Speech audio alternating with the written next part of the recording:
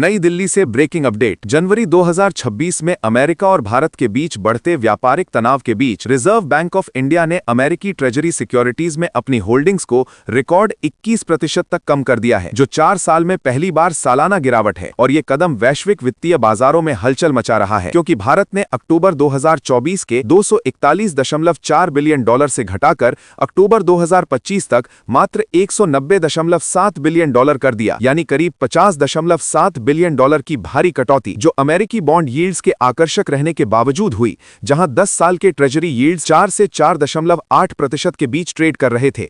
लेकिन विशेषज्ञों का कहना है कि ये कोई आकस्मिक फैसला नहीं, बल्कि एक सोची समझी रणनीतिक रीबैलेंसिंग है, जिसमें भारत अपनी विदेशी मुद्रा भंडार को डॉलर पर अत्यधिक निर्भरता से बचाते हुए सोने और अन्य गैर डॉलर एसेट्स की ओर मोड़ रहा है। दरअसल ये पूरी डेवलपमेंट ऐसे समय में सामने आई है जब अमेरिका भारत पर रशियन ऑयल इंपोर्ट और व्यापारिक असंतुलन को लेकर लगातार दबाव बना रहा था, और ट्रंप एडमिनिस्ट्रेशन की टैरिफ धमकियों के जवाब में भारत ने चुपचाप लेकिन दमदार तरीके से अपनी रिजर्व स्ट्रैटेजी को नया रूप दे दिया, जिसका असर अब पूरी दुनिया देख रही है। क्योंकि जब भारत जैसा बड़ा इकोनॉमिक प्लेयर ऐसा कदम उठाता है, तो इसका प्रभाव सिर्फ द्विपक्षीय संबंधों तक सीमित नहीं रहता, बल्कि ग्लोबल फाइनेंशियल सिस्टम में झटके लगते हैं और मार्केट्स में स्टॉक्स, फॉरेन एक्सचेंज और गोल्ड प्राइसेस में तुरंत हलचल दिखाई देने लगती है। आंकड़ों पर नजर डालें तो अक्टूबर 2024 में भारत के पास $241.4 बिलियन के अमेरिकी ट्रेजरीज थे, जो 1 साल बाद घटकर $190.7 बिलियन रह गए।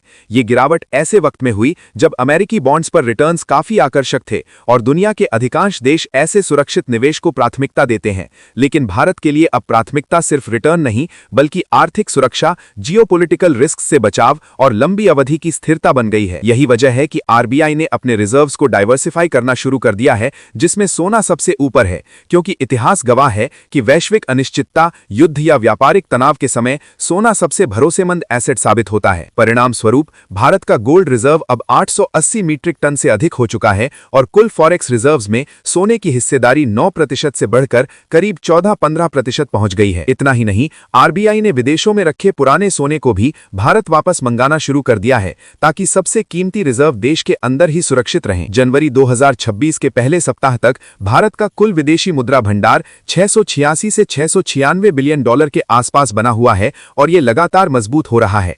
लेकिन इसकी संरचना अब पूरी तरह बदल रही है, क्योंकि भारत अकेला देश नहीं जो डॉलर पर निर्भरता कम कर रहा।